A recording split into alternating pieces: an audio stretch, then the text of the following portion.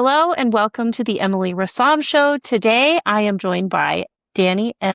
Goldberg. Danny, you spent 30 years proving that technical expertise gets you in the room, but confidence keeps you there.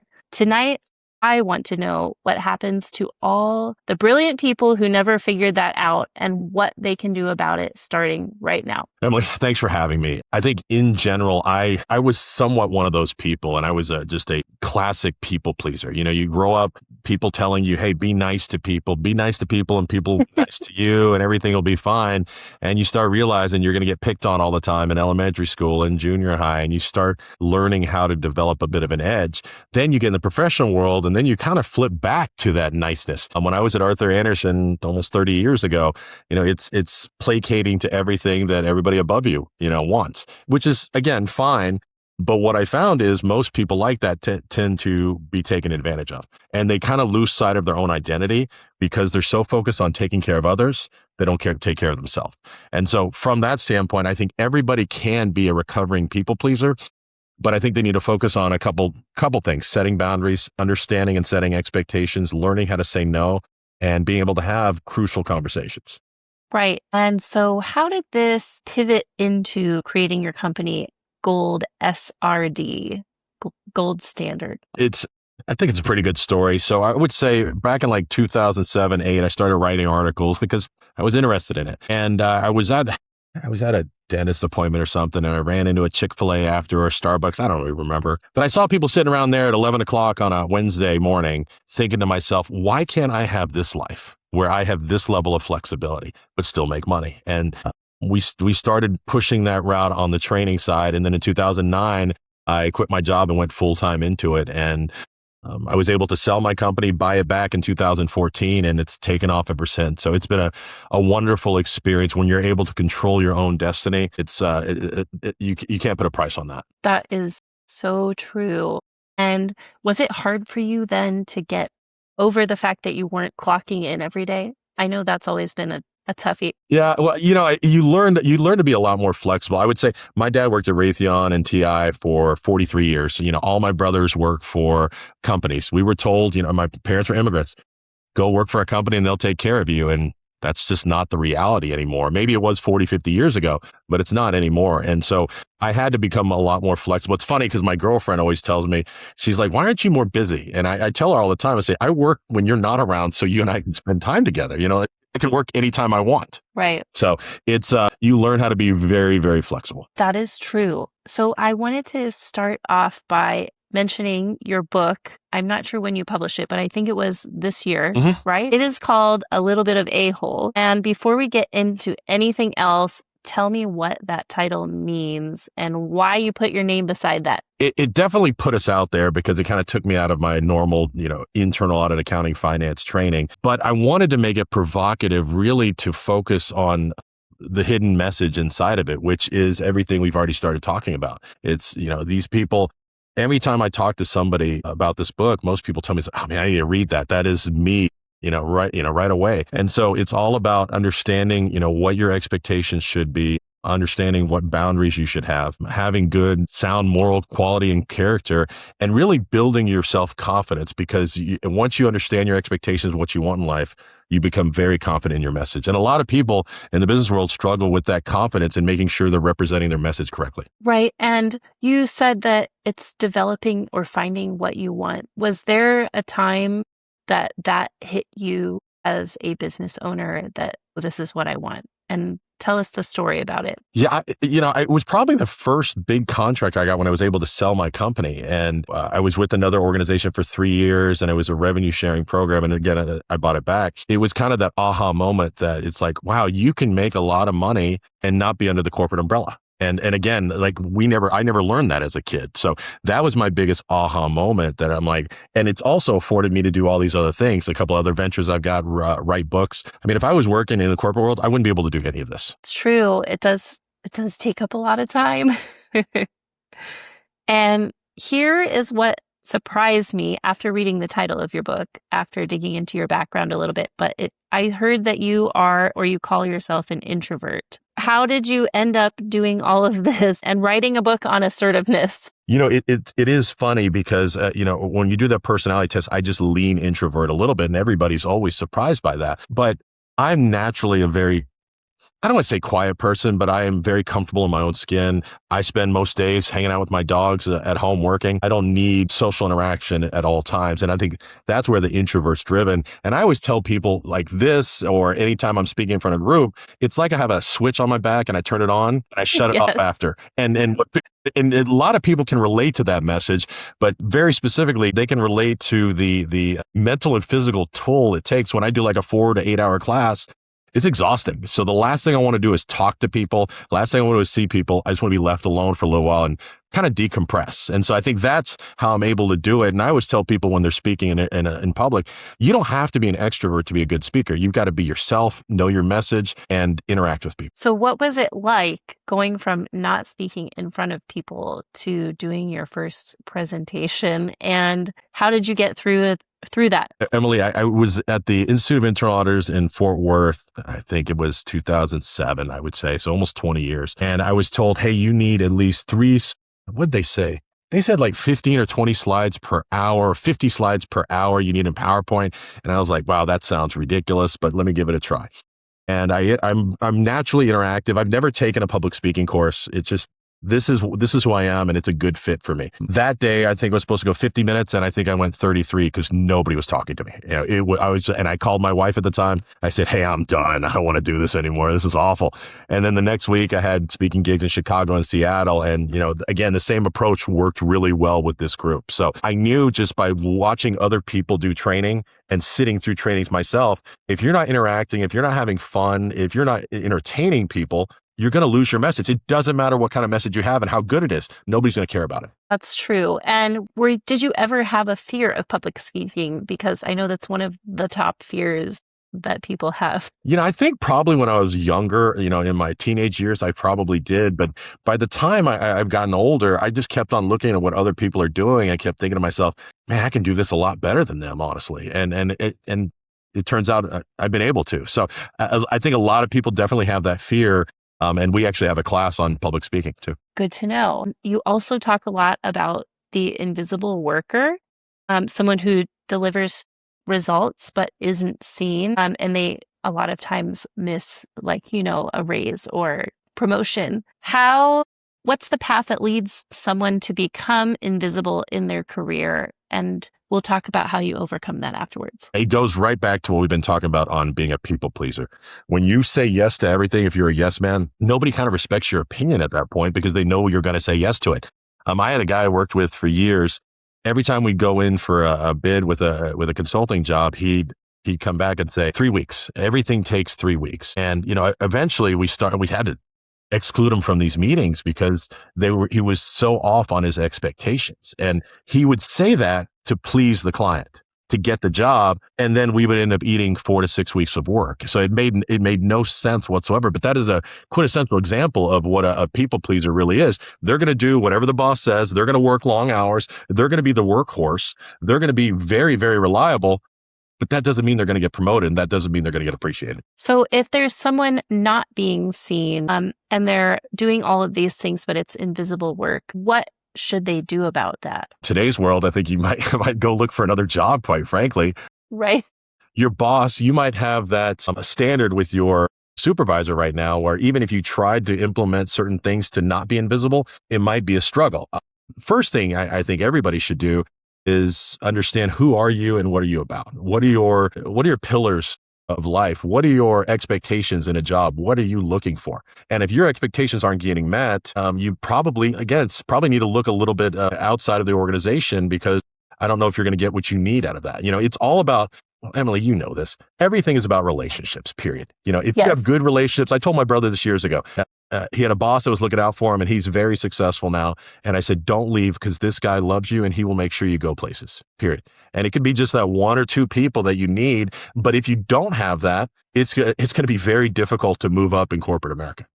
It really is. So Emily, something we developed as part of this book is the a-hole energy spectrum. And it's really to balance the level of assertiveness you have in any situation. Think of it more of a dial and not a switch. We were just describing switches earlier. This is more of a dial.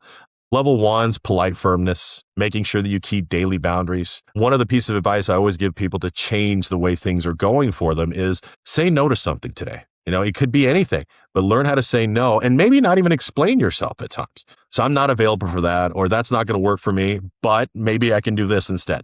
Let me think about it and get back to you, because the yes man, the people pleaser right away will say, happy to do it. Even if the deadline's not realistic, they're going to bust their butt to make sure that they get it done. Level two is more of a clear directness when you're pushed a little bit. When they push back on level one, I mentioned that previously. This conversation might not be productive. I don't like this statement, but we agree to disagree. It's making sure that those boundaries, when someone pushes you on them, you push back a little bit. And again, it's not about being a jerk. To me, the difference is being liked versus being kind. I'm not concerned about being liked. I want to be viewed as a kind person that has good morals and ethics. Right. So level three is strategic hardness for serious boundary violations. You don't get to this level very often, but when you need it, you need to be able to put the brakes on. And this is something I struggle with on a daily basis with with some of my personal relationships. Is I'll get pushed on boundaries and I want to make people happy, so I give in, and I'm learning to push back a lot more. And people tend to respect you more when you have those boundaries. And then finally, level four is the nuclear option, which again, very rarely is necessary. Those would be relationship consequences. And, I'll give you an example of this. Is with my girlfriend a few months ago. She was asking for something and that was kind of outside my boundaries. So I told her no. We had a pretty ugly conversation about it, quite frankly. But I also think that she respects me a lot more, and she hasn't asked for that very often since, because she knows that's a sticking point. So I didn't do it emotionally, just tried to have a conversation and said, here's why I can't do that. And I told her, please respect my boundaries. That's it. And it's helped our relationship grow and succeed from there. Do you think that because you have tough conversations then with your employer or your employees or in your personal relationships, that it becomes a stronger connection? 100%. A lot of times, I was talking about this earlier with someone else. We talked about why can't you talk politics, religion, anything controversial? It's because people don't respect each other and people get emotional. You've got to keep the emotion out of any conversation. And once you're able to do that, you can actually see someone else's viewpoint. So these conversations are healthy, and you grow such a mutual respect with someone that can have a conversation like this without getting emotional, without getting upset, without walking away. And so, yes, I think it has a lot to do with that. Right. I agree with that. And I think that a good way to do those conversations is ask a lot of questions. 100%. That's a great question. A lot of it's tone and context. I'll give you an example. I met my girlfriend and her friend to watch the World Cup a few days ago, and there was an open bar stool, and they waited like 20 or 30 minutes. There was one guy with one open bar stool next to him. She sat in it and said, "Hey, if you're holding this, I will move as soon as your friend gets here." But because she didn't ask, the guy took offense. Now, I don't think she did anything wrong, quite frankly. I thought she handled it very productively. But again, people with fragile egos tend to almost get offended at those situations. So is there a version of assertiveness that can turn into aggression and burn everything down? And how do we know the line between the two? So, and going back to that story, if she would have sat down and said, "Hey, you can't save seats, I'm taking it here." To me, that is unnecessary assertiveness and aggression. In that situation, I would have handled maybe a little differently. I would have said, "Excuse me, sir, do you mind if I sit here until your friend gets here, and I'd be happy to move after?" But again, that's the polite, I'd say polite assertiveness. I'm going to tell you what I want. Let's make sure we can get there. But yeah, I think if you would have handled that situation differently, again, it's tone, the words you say, you can come off extremely, extremely rude and an a-hole, and that's not our goal in any situation. Right. Even though it's the title of your book. A little bit, though. It's a little bit. So you say that respect follows clarity. What does that look like in a hard conversation? And do you have an example that you can think of that you use regularly? I think clarity is so important in any relationship, personal and professional. We talk about that in our training courses all the time, in our staff courses, where I tell them, your boss should be able to set the expectations for you very specifically. And if they can't, that means when you get to review time, you're probably gonna have issues, quite frankly. So it's important to ask those questions. Perfect example. I got divorced almost 6 years, actually just over 6 years ago now. Kids are with me. And over the last 6 years, I let them spend way too much money, quite frankly. I kind of was free because I wanted them to be happy. Well, my son gets to college and decides that he thinks he can still spend money like that as a college student. And we had a conversation where, hey, here's your budget. It took us about 3 to 4 months to get there, but here's your budget. If you spend more than that, that's your problem. You need to get a job, but here's what I'm contributing. And at first it hurt our relationship, but it's made it much stronger because, again, I think he has much more of a mutual respect for me. A lot of times your kids, especially at teenage years, do not respect you. I'm starting to figure that out. My son does not respect me, but we've worked through a lot of that just by setting boundaries. He tells me his expectations on certain things because he's working for me a lot now. And I tell him as well. I said, that works for me. I don't know, the kids today, and I know your kids are a little bit younger, but the kids today are not deadline driven from what I found, and I'm overgeneralizing, but he kind of does it on his own schedule. I said, buddy, this is not reality. If I tell you to do something, I tell you to get it done by this, you need to tell me beforehand if you're not going to get it done or not, period. You can't wait 2 weeks and just say, hey, I haven't gotten to that yet. That doesn't work. That's a fireable offense, quite frankly. But again, right. They're not in reality at times. They're in a different world. Their communication skills at times, quite frankly, because of COVID, have eroded over those 4 or 5 years too. So the younger generation has some opportunities for growth. Right. I think one of the things that I tell all of the young people is that if you get really good at some of these communication skills, you're going to outperform everyone else that you come across in your age group. 100%. And that's one thing that I taught my kids. I have written a couple of books on communication skills for internal auditors and financial professionals. And to me, look, people don't like auditors, period. But if you're a nice person, if you're a kind person, if you're outgoing, if they're pleasant to work with, people help the people they like. That's the story of life right there. If you're likable and have good relationships, people are going to help you get to where you want to go because they want you to be successful, period. So those communication skills to me are much, much more important than anything else. In fact, so I went to a great university. I went to Texas A&M. I got an accounting undergrad and a finance master's. And I always tell people, if I was going to go back, what would you focus on? It'd probably be AI or psychology, quite frankly, because the study of people to me is so much more interesting. I don't use my accounting degree. I understand accounting, but I don't use it on a day-to-day basis. What do I use? All those communication skills, the group project skills, learning how to be independent. Those are the skills that you really, really need in life that you learn in college, in my opinion. Right. And I don't like to say this now that I have kids, but I always say, C's get degrees. And the important thing is that you need to learn how to communicate and make connections with people and then find actionable steps to take to reach your goals. And I know my kids are going to use that against me one day, but that's okay because I'm telling my son that. I want to make that clear. I'm like a firm believer in this. Unless you're going to be a doctor or, you have a plan to go ahead and further your career and you need the A's. Because I was a person that got all A's all the time and life is too short. That's what I tell people. I'm like, I missed out on so much life. It's interesting you said that because when Arthur Andersen was recruiting, and Arthur Andersen back in 96 was the top tier firm, everybody wanted to work there. And when they were recruiting, and just in our accounting program, we had about 120 people, and there was about 10 or 15 kids that didn't get internships. These aren't the 10 or 15 kids that had C's. These are the 10 or 15 kids that all had 4 O's, but could not communicate whatsoever. And I think to me, that was the indelible lesson that I learned in college. You can know as much as you want, but if you can't tell people what you know in a fun and inviting way, it doesn't matter. That is so true. What is the most common situation where people need to be a little bit of an a-hole and they just won't do it? Think at your younger career years, when you're staff, your first 3 to 5 years, it's important to satisfy your manager, but it's also important to set boundaries and set expectations. Because if you don't have any boundaries whatsoever, we were mentioning earlier, you're going to be the workhorse. People are always going to go to you. On Friday at 4:00, someone's going to say, hey, can you work this weekend? Because they know you're going to say yes. And life is too short to work every weekend. Amen to that. Amen to that. So another question I have, since we're on the topic of starting out in your career, what would you say to those people who answer the questions when they're doing the interview and the pre-testing to see what type of employee they are to the specific things they know they're going to be looking for in the job instead of being honest about them? Say that again. I want to make sure I interpreted that correctly. Oh, okay. So, when you start out in your career and you just want to get a job somewhere and you think you like it and you will say whatever it takes to get the job, even if it's not the right fit for you. What would you say to that person? I would say, it's kind of like any situation where if a door is open to you, you've got to figure out if you want to step through it. Sometimes those doors are going to make very great career moves. Other times it's going to be a misstep because you're not fully committed to the job. When I got my first chief auditor role, I was 29. I was very blessed for this opportunity. And they asked me a specific question. Do you know much about IT auditing? I said, yeah, I've got a good overview and base knowledge.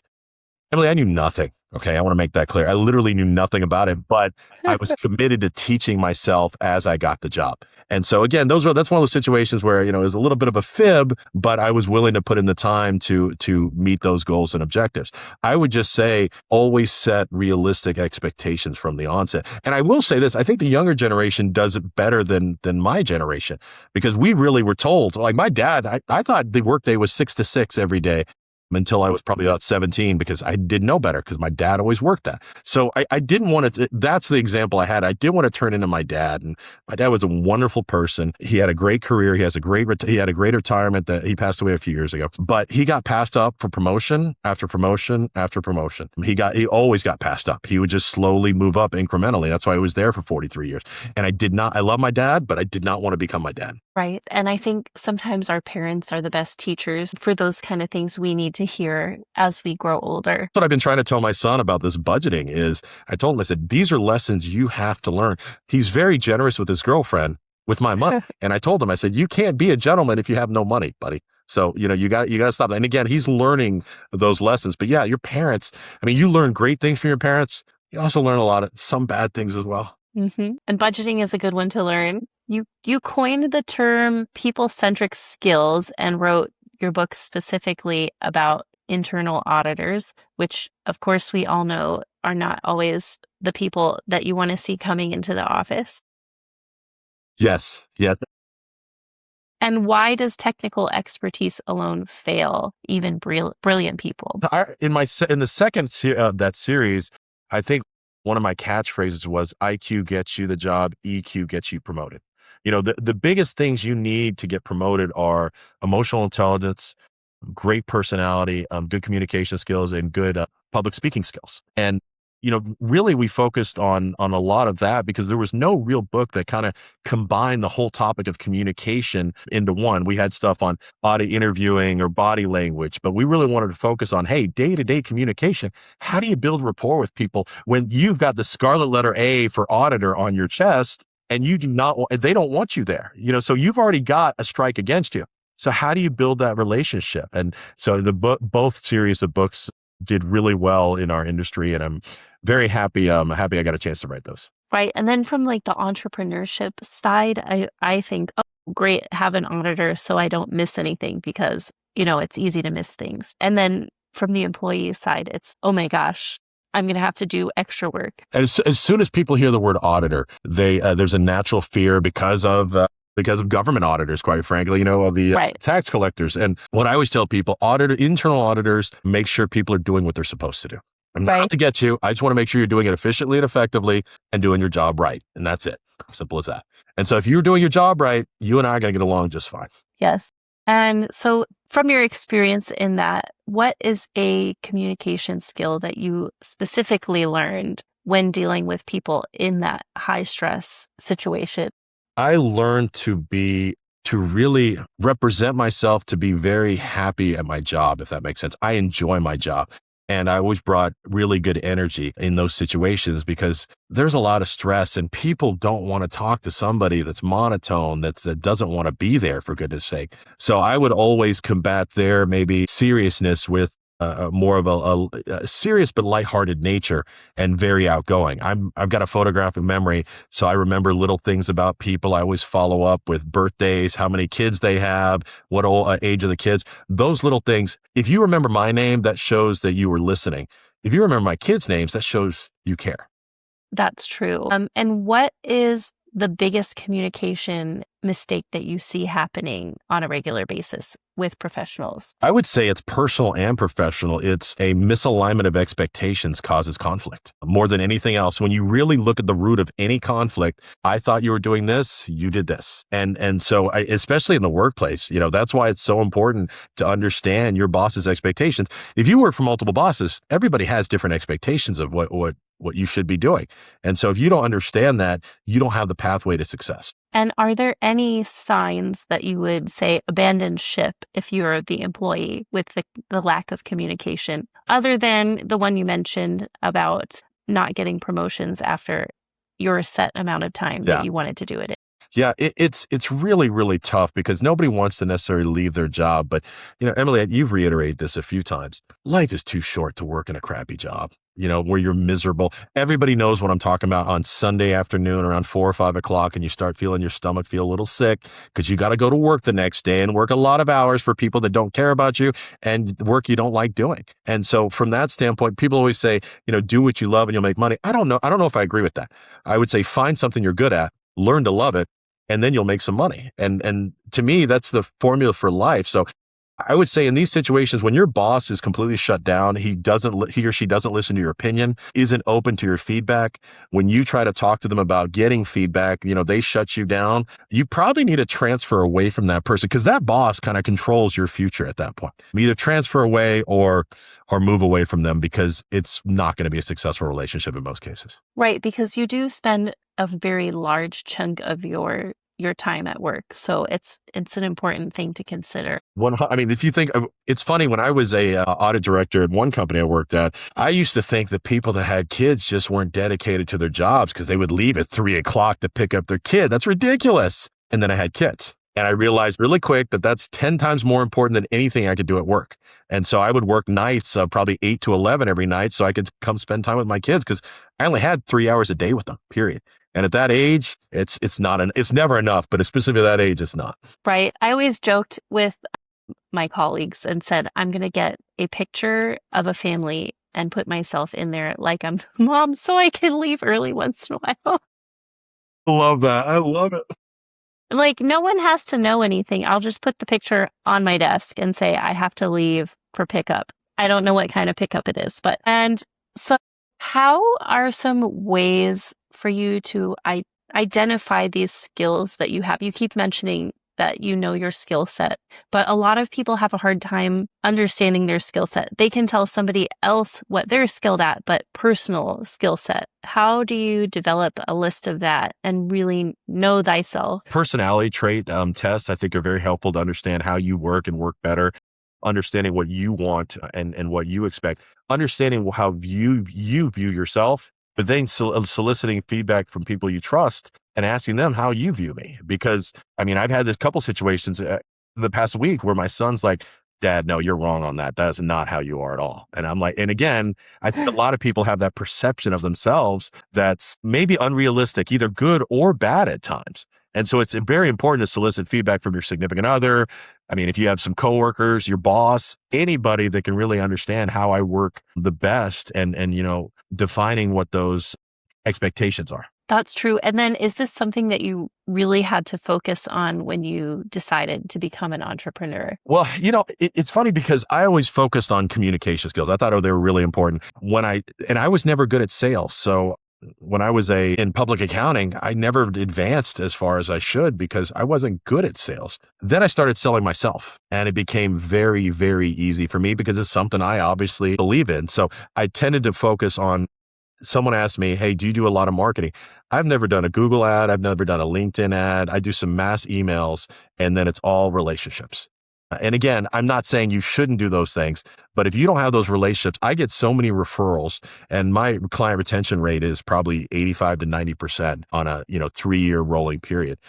And a lot of it has to do with people enjoy working with me. And if people enjoy being around you, they're going to work with you. That's true. That is very true. So you mentioned to me that you sold your practice and then bought it again. What happened in between and how did you decide to do that? So when I was just starting out, I got a big contract. It was $1 million consulting contract.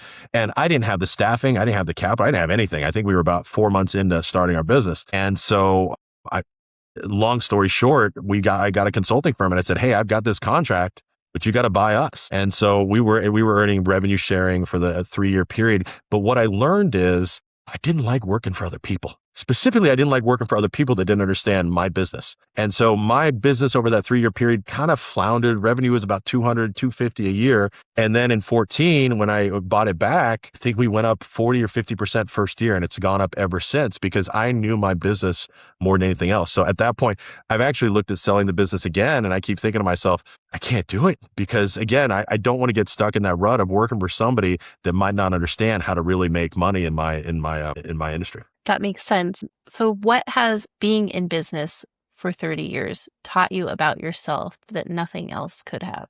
I would say in general, over this 30-year period, I have an innate belief in my abilities. And I think when you work in corporate America, maybe you don't build that, maybe you might not be able to build that level of self-confidence, but I know what I do, and I know what I do really well. And I'm very confident. And that's what I was mentioning earlier. It's very easy to sell myself because, I know we're good. My team is a very good team. We entertain people. We're worth value. So I would say that that's probably one of the biggest lessons I've learned over the past 30 years is, again, confidence and knowing your value. And what about peace of mind? Like, is that something that you sell for your clients as well? 100%. Because we actually started developing our staffing and recruiting businesses because of the relationships we had with training. We get to know people. People kind of let down their guard in training, and you really get to know an organization. You get to know the people. So you really understand who can be successful there.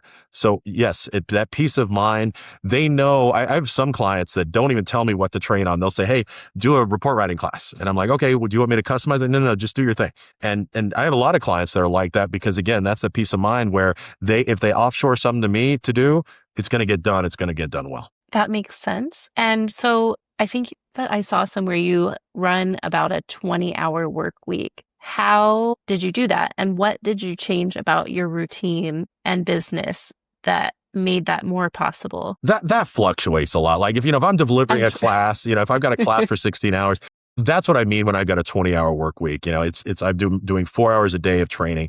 That being said, I do a lot of other things. Is it still, it's less than 40? In most cases it is. And how have I been able to do that? To me, it's really, and this is a class I love teaching, is project management, organizational skills. To me, those are life skills. I've learned so much from teaching those courses on how to balance my time, how to use time boxing, how to purposely limit my time so I can get things done. Before we talked, I hadn't been able to work in the last 3 or 4 days. And I said, okay, I'm locking in for 2.5 hours. And I got pretty much everything done, which I thought was going to be about 8 to 10 hours of work at the very least. And so when you're focused and when it's your time, Emily, you don't waste time. I'm extremely efficient when I'm working, so I can go do other things. I work odd hours too. Most people, 8 a.m., that whole 8 a.m. to 5 p.m. thing, woof, dude, that is not for me. I do that with training sometimes because the client wants that. It's a long day. 8 a.m.'s early in the morning. What I do is, and I'm blessed, I walk my dogs 4 miles, then I go to the gym. I don't start my day until 10:30 every day unless I've got a training class. And people are like, okay, well, you've wasted a couple hours. No, I haven't, because I still get all my work done. I'm extremely efficient. I've got plenty of time to do what I need to do. And so I think when it's your time, it's a lot more precious and you're more accountable for it. Right. And one of the things I've noticed a lot of entrepreneurs struggle with when they're starting out is valuing their time as much as they would their bosses, because they're not being paid on the clock any longer. Did you ever experience something like that? When I was at Arthur Andersen, I started looking at the billing rates that they were billing out me for and paying me. And I'm like, man, that's a heck of a margin. And so what I started, one of the pieces of advice I got when I started my business is don't be the low cost provider, because you're worth more than that. If you provide a good product that people enjoy, you're worth more than that. So I tended to focus on being more of a middle tier to higher end in the price range because I value my time. I had a client a couple of weeks ago offer me half my normal rate. And 10 years ago, 15 years ago, Emily, I would have taken it because I want the work. Now, the thought of getting on a plane for a lot less money, I know myself, and I wouldn't put in the level of energy I needed to because I don't want to do it. So I turned him down. And well, I negotiated a little bit, but I did turn them down. And you've got to understand your value and be comfortable saying no to people, which goes right back to my book. Right. And I think all of us in business have done that at some point or another, and then we regretted it. And that's always the customer that sends you the most referrals. 100%, no doubt about it. I mean, most of my business is all referrals. I've got probably 20 to 25 different banks I work with. Is it because I have banking experience? Not in the least bit. I have no banking experience whatsoever, but they know I provide a good quality product, and I've been referred to bank after bank. Right. And so how has your business and what you do transferred into teaching your kids about career and workplace? It's been interesting because I would say between the first and second people-centric skills book, me and my kids wrote a book on kid-centric skills. That's what we called it. Self-published, but really it was focusing on, especially as a kid, how to deal with an adult. Little things that make the world a difference when you're kind of overlooked, kind of invisible, quite frankly. And so as my kids have gotten older into their teenage years now, like with my son, I'm trying to teach him lessons where he would wait till the last second to do everything. He'd be the kid at 11 o'clock on a Friday getting all his homework in for the 9 weeks. And I'm like, why didn't you do it a couple of weeks ago? Well, I didn't have to, Dad. It's like, okay, that attitude doesn't work well in corporate America. So you've got to do some tweaks and do some adjustments. So we've had long conversations about that and how to be successful in today's world. And then what about entrepreneurship? Is that something you have taught your kids, or do you find it difficult to teach them things? I always say I do parenting by proxy, and I find someone else to talk about what I need them to know. No, and that's one of the biggest problems with my son is he doesn't listen to me. Well, no, it's improved since he's been working for me, but it's hard sometimes. Now, I will tell you this. I have really pushed both of my kids to do whatever they want in life. My daughter, I don't know if she wants to have a career. She wants to have a lot of babies. I am 100% supportive of that. My son, I'm hopeful that one of these new businesses that we have is going to take off and he's going to quit school and come work with me, because that would be the ideal situation. Because I told him, said, the most precious thing we have in life is time. And you're young, so you don't value it as much as I do, but time is so important. And going to work, again, 8 to 5 every day, 40 hours a week, to me, that's kind of crazy. And, just going back, so I've been in business now for almost 20 years. I could never go back. A lot of people leave the workforce and say, hey, I want to become a trainer like you. Can you help me? I'm like, sure. And then we talk about the level of effort. And most people just end up going back to their 8 to 5 job. We have over 310 full day courses, Emily, and I develop most of them. And, I developed them a long time ago and I continue to update them. So it's easy now, but those are some major growing pains back then. But again, I was growing as an organization. I was growing as a person. I was seeing the long-term value in what I was doing. And in corporate America, it's hard to see that sometimes. That's so true. And like you asked me, how do I do what I do with my kids? Well, I was up at 3 o'clock this morning so I could talk to someone in Europe, and you just make it happen. And I think some of the best things in life happen when you're the most exhausted, like parenting or college or a lot of those things. It happens when you've really exerted a lot of energy, but then you always get a little break afterward. Agree. That's a great way to look at it. It's something I've noticed. So I'm always really excited when I start getting exhausted because I must be doing something right. 4 kids, you're probably exhausted all the time. Yes. Someday I won't be. Well, I will tell you this, people say it gets easier when the kids get older. It doesn't. They're just different problems. That's it. Oh, yeah. I think that people lie a lot about having kids in general to make it sound more glamorous. But it's worth it in the end. Kids are the best thing in the world. It's the most difficult thing and the most rewarding thing you'll ever do in your life is be a parent. Right. And I think it teaches us a lot about ourselves and what we're really bad at. You learn that so fast. 100%. And really, to me, it also teaches you about unconditional love, because two adults can love each other unconditionally, but you can love your kids. You would do anything. You would die for your kids. Right. And that's been my buzzword, actually. One of yours, communication. Lately, I've been really enjoying talking about that a lot because I think it's so important in your inter and intrapersonal relationships, whether it be in work or with your customers, clients, your family. And How did you instill this with your kids? How did you teach them these skills? Communication skills, again, are the foundation, especially in today's world where a lot of these jobs are going to get eaten up by AI. Those people that can communicate well, that could lead, are going to become managers, and they're going to manage these projects versus losing their job. And so with my kids, my son was a prolific soccer player for 15 years. He decided not to play in college. And he was the team captain, I think, for 6 or 7 of his years, starting when he was 8 or 9. Because I told him, I said, it's important to build your resume, but it's also important to learn those leadership skills. Emily, you know how difficult it is to be a 10, 11, 12-year-old? The kids want to horse around him because this was high-end soccer, but they still wanted to screw around and do nothing. And he's the 12-year-old that's yelling at the other 12-year-old saying, come on, let's get this done. I mean, he did not have a lot of friends those first couple of years, but he learned a lot about being a leader and standing out too. And he's got just a wonderful personality and just very outgoing.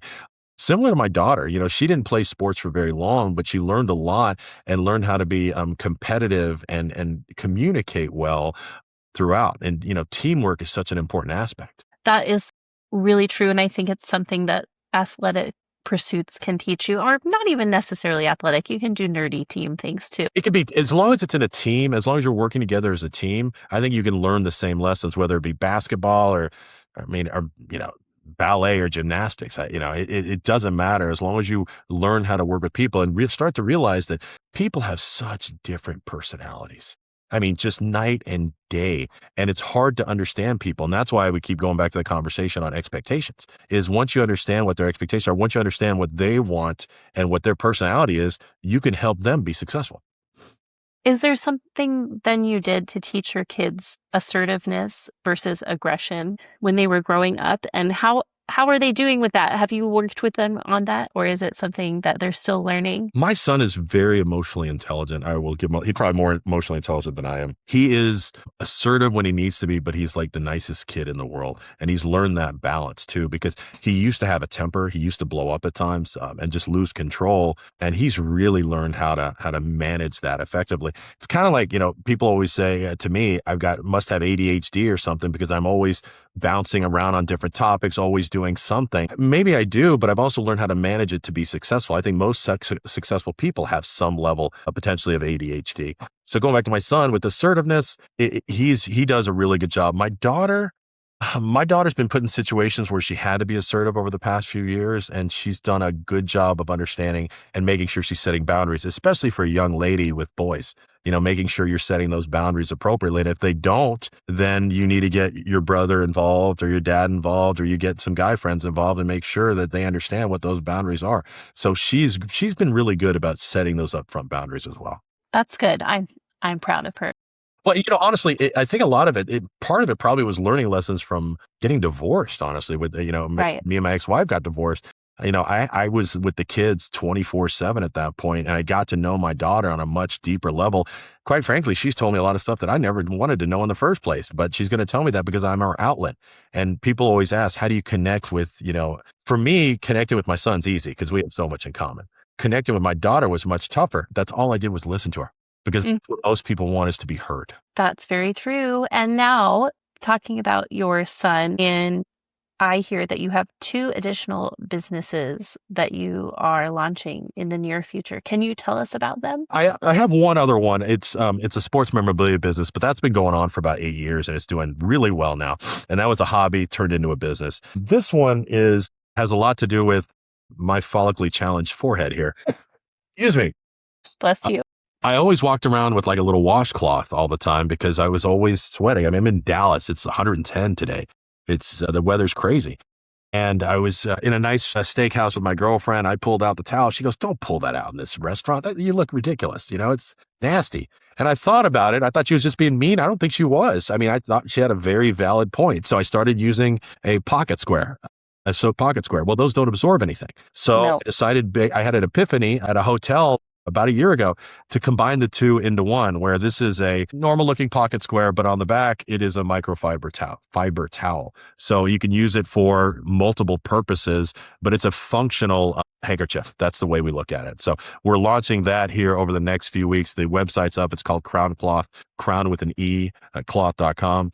And then the other one, and Emily, it sounds like you've been married for a little while. Yes. So being divorced and dating over the past 6 years, dating apps are awful. I'm just going to throw that out there. I will not get on ever again, no matter what. People are always like, well, when you break up with your girlfriend, no, I'm done with them completely, because that's all it is focused on how do you look versus who you are. And it needs to be both. You've got to be attracted to somebody, but you also need to understand who they are and what their values are. And so I always struggled with those apps. And as soon as I pitched this app to my girlfriend, she's like, oh, it's an app for ugly people. I said, no, it's not. It's actually an app for anybody that's been exploited because of their looks, whether being good or bad. So I describe it as Love is Blind as an app.